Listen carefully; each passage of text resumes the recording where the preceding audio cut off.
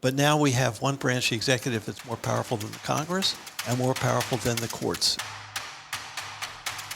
You're listening to the USSC Briefing Room, a podcast from the United States Study Center at the University of Sydney, where we give you a seat at the table for a USSC briefing on the latest developments in U.S. news and foreign policy. We'll cover what you need to know and what's beneath the surface of the news. Hello, I'm Mari Kirk, Director of Engagement and Impact at the United States Study Center. Thanks for joining us on the USSC Briefing Room today. Before we begin, I'd like to acknowledge the traditional owners of the land we're recording on today. The University of Sydney is located on the land of the Gadigal people of the Eora Nation, and I pay my respects to their elders past, present, and future. Around the time of President Trump's first indictment, USSC non-resident senior fellow Bruce Wolpe released his latest book, Trump's Australia, How Trumpism Changed Australia and the Shocking Consequences for Us of a Second Term. Now, less than 2 years later, President Trump was elected again, this time as a convicted felon. And Bruce has just released an updated edition to his book following the election. So, what changes will we see in the United States during a second Trump term? And how will his emphasis on protectionism, nativism, and isolationism impact Australia? And what issues will most greatly impact U.S. allies and partners around the world? Bruce and I are going to talk through the major issues that we face and how we approached it in the updated edition of his book. So thank you, Bruce, for joining us again on the podcast. Thank you, Mari. I mean, to be in the same room with you and have this conversation is really terrific, and that you want to do so about the updated edition of my book, what Trump's second term means for Australia, and related issues. There's everything related here. it's all intertwined. Well, it's all coming. That's right. Yeah, no, I'm excited, and I've been looking Thanks. forward to this discussion. I think it'll help me to process some of the whirlwind. Ooh, now I'm worried about you. So your book came out, around the time of that first indictment, and we recorded a podcast episode around that time. And now he is the first convicted criminal to be elected president of the United States. The book wasn't timed around an indictment. It was just a question of whether he would come back after January 6th and after everything that had happened to resume the presidency. And I thought about it. I was approached by Allen and Unwin, the publisher, really fine publisher, obviously, to do a book. And they wanted to do a book on Australian politics. I said, I don't write about Australian politics. I write about America. But there is now, with Trump, an issue of American politics intersecting with Australian politics. And what does Trump mean for Australia? So this is a continuation of that, a meditation, if you will, on what's going to happen. And so this is 2022. And my thinking was that, yes, he's going to come back. He could come back, is likely to succeed among the Republican nominees to win the nomination. And then could he win the presidency again? And that was uncertain, of course. The Democrats were in a stronger position compared to where they finally landed and what the result of the election was. But he was poised. And so then I really want to explore, okay, what does that mean? What does Australia need to do in case Trump comes back? And so the book examined his positions, Australia's interests, and then political culture issues. I mean, just today, Trump issues an edict that transgender people are banned from women's sports. Today.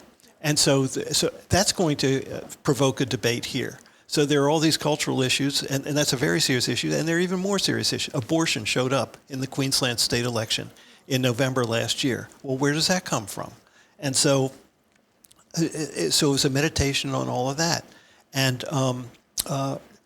the point was I wanted the Australian political class at least, and then people who have trouble getting to sleep who want to read the book at night, to think about what does Australia have to do to prepare for Trump? So what does it mean for the bilateral relationship? What does it mean for Australia's interest in the region and the regional structure here, the Indo-Pacific? And what does it mean for the global architecture that was established after World War II to promote security, stability, peace, prosperity? And actually, the first book, Trump's Australia, It has a great cover. Please look it up. It scares the hell out of everybody. It's fantastic. So I was up for a potential award as cover of the year. It was shortlisted, but it didn't make it. Too bad. It's like a horror movie, you know. You got to go see it. So the issue is, what's he going to do? And what I found was, I was invited to talk to agencies in Canberra and DFAT and so forth. And this is 18 months ago. He's coming. He has a really good chance. Start figuring out what's coming at this country, and then what you need to do to protect Australia's interests. And that work has been done, and I'm really, really pleased to see that. So I will take a small tick. Okay, I helped out a little bit. Yeah, because like it or not, he is the president of the United States. It impacts Australia. Yeah. And we're back in the similar cycle that we had the first time around, where you wake up in the morning and you say, okay, what's the news What did he do that's last broken night? overnight? What did he do last night? And then it shapes the media cycle here in Australia. And then it's not just a theoretical, it's not just entertainment. It's happening. It shapes the discussion, it shapes the politics That's here right. in this country and around the world. How do you think he was able to move from, being both indicted and then, convicted in the criminal case in New York, to then winning the presidency? Because we talked about on the podcast a bit that there had been, people accused of crimes, or even people who had been jailed who had run for the presidency, but no one ever won the presidency. So now this is unprecedented. So how do you think he pulled it off? We're in a world here where a minister of the state of New South Wales takes a couple car rides and she can't keep her position. Yeah, to a man who's president of the United States, who has been convicted of a felony, was indicted on 88 counts, was impeached twice, and was involved quite seriously with an insurrection against the United States. How does that work? And Trump's strength has been he saw the opportunity to build a base on the issues that he cared about, that America was not working for them, was not delivering, that the elites were controlling things and denying you the opportunities, and people who were insecure, who the jobs not paying enough, too many traumas can occur in life. And he stood for them, and he says, the immigrants are coming, we've got to stop it. We're too engaged in the world, we need to withdraw and retreat from it a little bit, and let's do things at home. And let's have America first instead of America last. And let's have a sense of nationalism and building the country. And that base is about 40% of the American people. It's like 90% of Republicans. There was 10%, Nikki Haley and others that contested him in the primaries last year. But so that's 90% of Republicans, 40% of Americans. And then can you attract more votes to actually win the election, either from your strength or the Democrats being weak? And so he did put together that coalition. He did win the presidency, not by the popular vote, but the electoral vote in 2016. But he came back and he won the popular vote too, as well as sweeping all the states in contention. So how did he do it? No man of his experience and credentials could lead a listed company in the United States, but he can be president of the United States. And he's done it. What he's done is seize control of the Republican. He succeeded in a hostile takeover of the Republican Party. And that is a hostile takeover from Ronald Reagan and Reaganism. And so even today, Gaza and everything that he discussed, announced over the past couple of days, there are Republicans that have real problems about that, but they're unwilling to stand up and saying, what the hell are you doing? And so that is the degree of control he has at the elite level. And his base, they see him sitting at his desk, signing a big stack of black vinyl-covered documents. Yep. And this is power. This is very powerful. He's sitting there signing this stuff, and he's changing the country. And that's what they want. And so the ultimate question is, how does he look a year from now? And has he solved their frustrations in their lives and their livelihoods and their security a year from now? But for the moment, he is dominant. Yeah, because he ran a lot on that dissatisfaction against Yes. Joe Biden, against the Democratic Party, against the track elites, record of the last values, Yeah. everything. Yeah, and now that if he's not just in charge of, the executive branch, but the fact that, Congress, the Republicans control Congress, and the fact that the balance on, the Supreme Court have been appointees by Republican presidents. The American constitutional system is three coordinate branches of the government. None is more powerful than the others. But now we have one branch, the executive, that's more powerful than the Congress and more powerful than the courts. And for this reason, with the Congress, it's because, again, the members of Congress will not stand up and assert their rights to protect their interests. And this is where party control of the Congress becomes really important. The Democrats did not take back the House of Representatives, so he controls the House, the Senate, and the White House. And we can discuss the implications of that. They're quite profound, particularly in this moment when people are looking at him sign these executive orders and put things in place. And as far as the courts are concerned, why was he vulnerable on character grounds? Because of all the things that he committed and was convicted of and indicted for and impeached for and so forth. What did the Supreme Court decide last July? That the President of the United States is immune from any prosecution for any official act he does as president. So he is above the law. That's not my reading of the Constitution.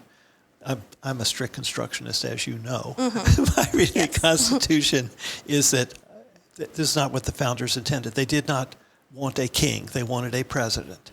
But he has kingly powers. Yeah, more so than ever before. And more so than it is unprecedented. Yeah, and Right. we've just kind of passed the 2-week mark of his second term. And not only does he have more power than any president before because of the Supreme Court's immunity ruling, every executive order he signs, he is extending that. He has signed more executive orders in this short period than any other president before him. Well, this is the lesson he drew from the first term. In the first term, he had people around him who were, I would call them Republican patriots. In other words, they may not have liked him, but they wanted to serve with him. They wanted him to succeed, but they wanted to protect the republic. And so they served. But a lot of them came because of the tensions he put them under and the way he did business. They came to resist his worst impulses. His chief of staff, John Kelly, would say, "I'm sorry, Mr. President, you cannot do that." He hated that. His chairman of the Joint Chiefs of Staff said, "No, Mr. President, you cannot send American troops into the streets, into the cities and control the streets of the country to put down demonstrations on civil rights, George Floyd, other issues." And his Attorney General said after litigation in December 2020, "I'm sorry, Mr. President, there's nothing else we can do to try and overturn this election legally." And he has replaced all those people with people who will say, "Yes, Mr. President, we can do this. Yes, we will do this."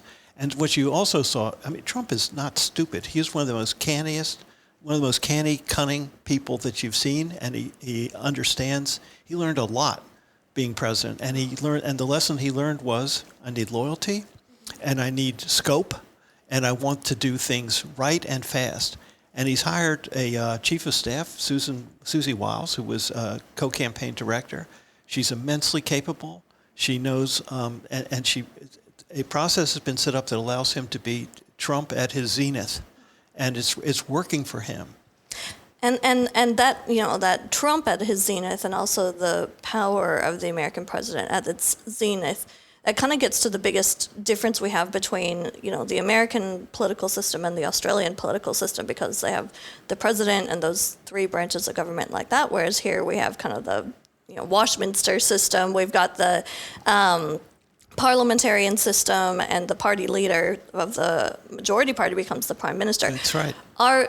This coalescing of power in that executive office, could anything like that happen in Australia, or is Australia protected because it's got a different system? It's protected because in a couple of respects, several respects. First, as you said, the prime minister is the leader of the party with majority in the House of Representatives. That means you're a member of Parliament. That means you understand the norms of governance, have participated in part of the culture for an extended period of time. And so a blow-in cannot become Prime Minister of Australia. So Clive Palmer will never be Prime Minister of Australia, or Gina Reinhardt, or anyone else from the outside. You or I cannot be Prime Minister. No. Secondly, we have compulsory voting, which means that, and it turnout is above 90%, 92, 93%. And when you have compulsory voting, you land center-left or center-right within a spectrum. with Trump, he gets his base who is agitated out, but not everyone votes. And if they really are motivated, then they can deliver. And third, we have an Australian Electoral Commission, which is completely apolitical. Electorates are drawn based on population swings, not on political preferences, and votes are counted the same way in all the states. And the registration to vote, the person in the farthest reach of the Northern Territory gets on the rolls in the same way that the person in the wealthiest district in Sydney gets on the rolls. And that means that the system is, you have universal voting and it's proper. So you can't have this aggregation of executive power to the extent that Trump exercises it. And we talked a little bit about the people, in his administration, if he's valuing loyalty so much, and then the people that he's appointed, we're seeing that as a top credential. As we're recording this, the Senate hearings are going on. More people are getting confirmed day by day at the moment. But so far, the only person who has not been successful has been Matt Gaetz, who withdrew after 8 days or something since he was first mooted. What do these people that he is appointing, what do they indicate to us about the direction of this second Trump term? Well, they believe in implementing everything that he's saying. On one level, depending on the portfolio, we're going to not engage in foreign wars. That's why the Gaza thing is so interesting. What does that mean? But I think actually the presumption is let's be strong at home and then be very selective about it. On trade policy, and the use of tariffs. And Trump is not going to be part of the World Trade Organization anymore. And we did that in the first term, and there are more trade wars coming. It means at home getting rid of big government, and this is where Elon Musk comes in, and sending power back to the states and slashing expenses that people find unpopular, from foreign aid to the Department of Education, and having those things implemented. So, but to get that done, he chooses people. Again, the loyalty thing is very important, and you see in every nominee in their confirmation hearings where they have had previous positions that differ with Trump, they abjure those previous stances, and that the Republican senators questioning them, no matter what reservations they had, will swallow those and vote for him. The most recent being Bill Cassidy, chairman of the Senate of the Finance Committee. It works on the Finance Committee. The Health Committee has jurisdiction over health services, and Robert F. Kennedy Jr. He has profound differences with Kennedy Jr. on his stances on vaccinations and processed food and stuff like that. But nevertheless, he says, okay, I'm going to vote for him. Yeah. And is that just because they're scared? No, they're Trump's scared. Power is that extreme that they Trump can end your career choice. if you cross him. Yeah. And you can ask all the Republican members of the January 6th committee. And Cassidy is up for re-election next year. And threats have come from Trump associates. Either you're with us or we're going to have someone stand against you in the primary to defeat you. Yeah. And yeah. Yeah, there's a very, very little checks on his power, and that we're seeing, and not the willingness to flex that power. That's what's really interesting is a lot of this you'd think, oh my God, you don't want that to become public, these expressions of power.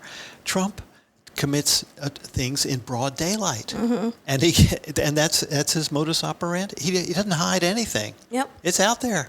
Yep, and he embraces it. I mean, even just thinking about his presidential portrait.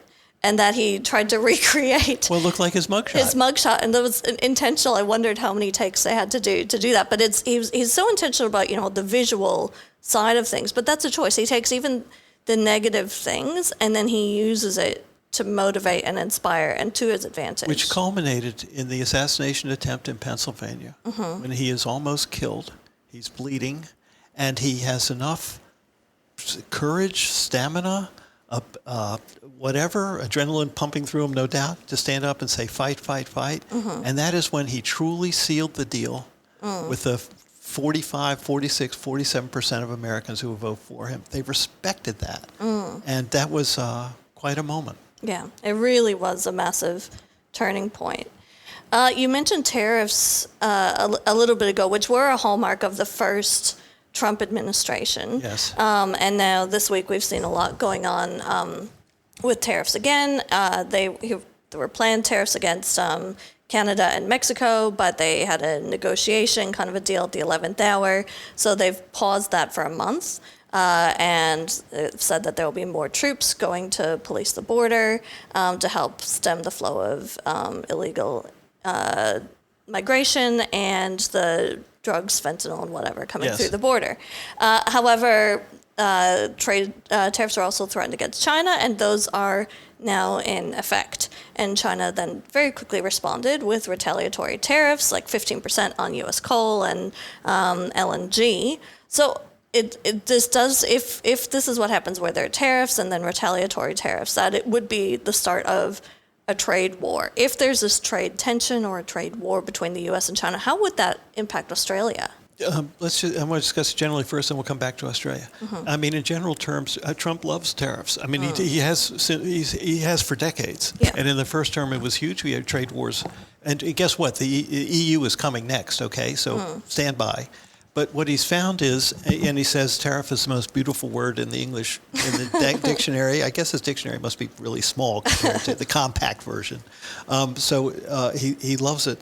But what he just believes it's immensely effective. And so when he threatens it against Colombia, because Colombia isn't taking some people deported from the United States and they fold within a New York minute, it took 1 hour for that phone call. Yep. And then he threatens Canada and Mexico, and it took maybe a couple of days, but they fold. I mean, he gets stuff out of it. So he loves wielding this club. With China, there's history given all the trade tensions in the first term. Trump still wants to complete the deal, the trade deal of the century with China to curb China's profile, strength, economic strength in the United States. But I think other issues will become involved, including Taiwan and also TikTok, for example. Yep. And that will happen. So what it means for Australia, though, is there's going to be a period of tension.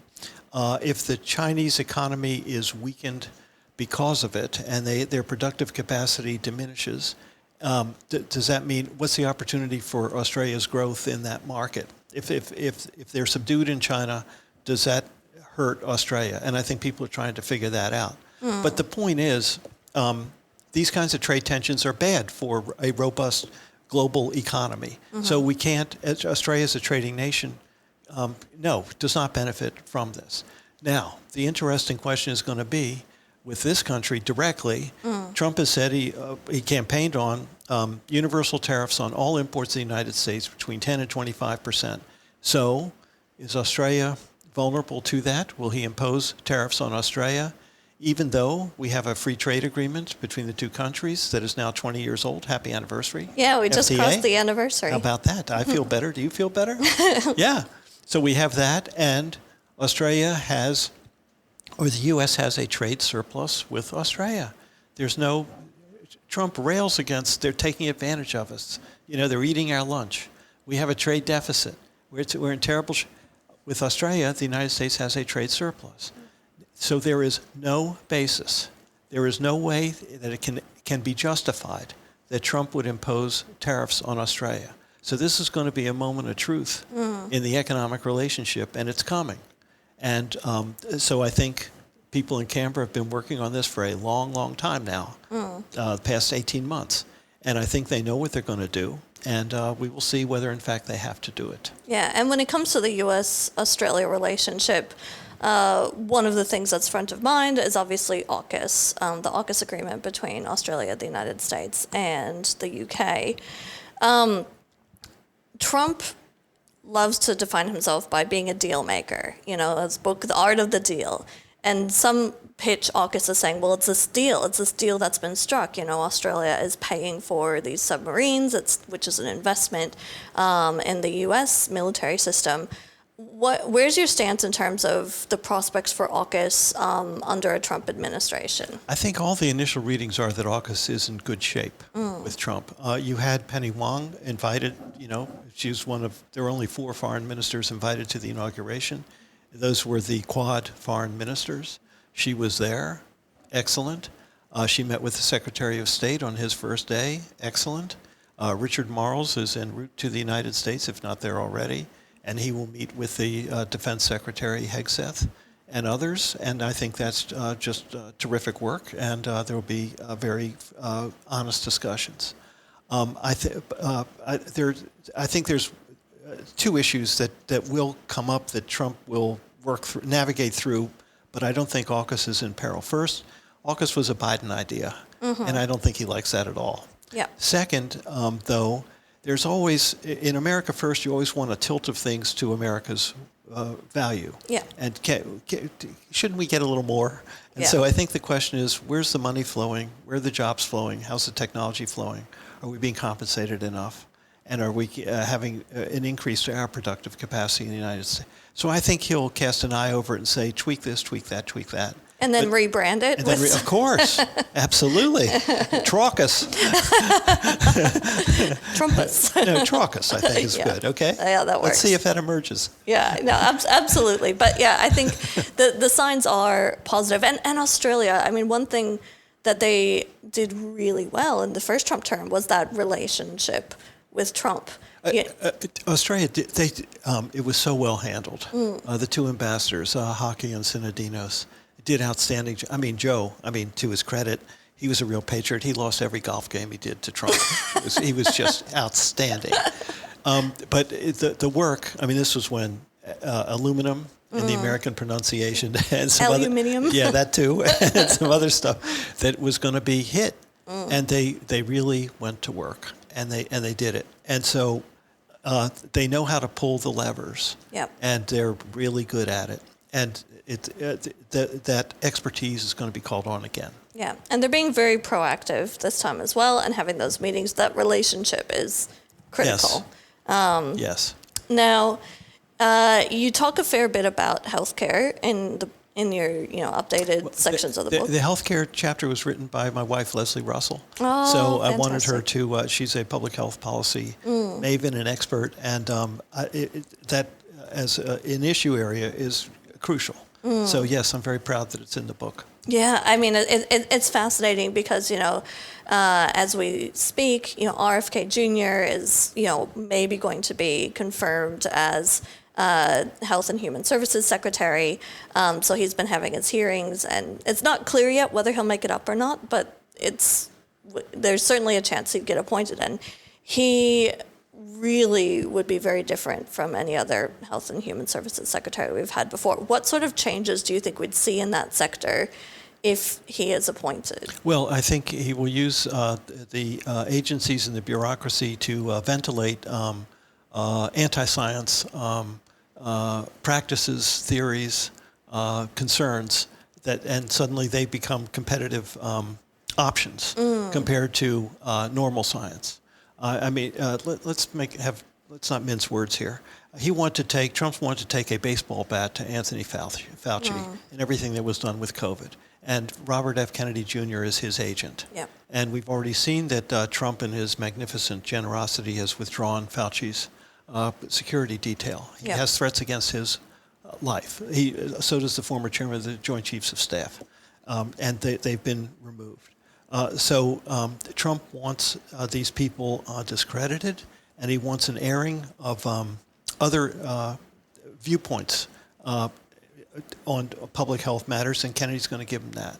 So quite a lot at stake, and I don't think it's going to be very pleasant. Yeah. If another crisis, pandemics come really only once a century, we hope.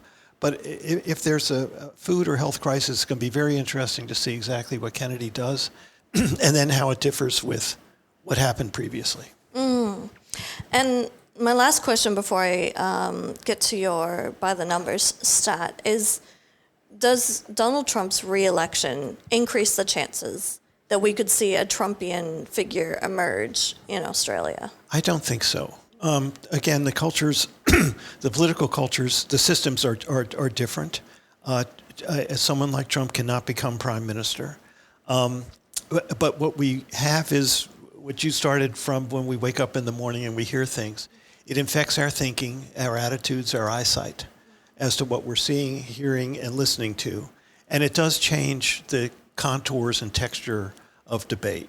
So those things will recur, and they will put tensions into the political system. So we're going to have a real-life experiment in the coming federal election campaign here, how much of Trumpism leaches into the day-to-day dialogue and give and take. Now, I think Trump is profoundly unpopular, according to U.S. Study Center polling, as to his standing in this country. I think he has support of, 25%, 30%? Yeah, about that. It increased from what it was when we polled in 2023 versus 2024. There was a jump. Right. But it's still low. So, so that means, I think, if you embrace Trump too strongly at the national level, I think you might in certain electorates, in certain conservative electorates where there's more receptivity to it, that, on trans issues, for example, or other LGBTQ issues, or abortion, or I think it can resonate in some places locally. And, I mean, politicians are opportunistic. So if they see an opening to take a Trump theme and use it effectively in their local campaign, they'll pick up on it. But I think that's the extent. From what I've read from commentators here, I think the message to Mr. Dutton is, don't take on Trump too strongly because he's going to weigh you down. That's going to be tested too. It would be very interesting to watch. Yeah, and we've got a federal election happening here in Australia this year. So it'll be interesting to see where last year in all these elections, so many of the incumbents really struggled and they were working against a lot of headwinds. It'll be interesting to see how that plays out, and any influence of Trump or what's happening in America in the Australian election. All right, well, I'd love to get your stat. What stat do you have for us today for By the Numbers? Well, the stat is a question I'm asked a lot is, can Trump have a third term? Oh. so 3 is the big number, the big data point, okay? Yeah, so what are your thoughts? Can he have a third term? No.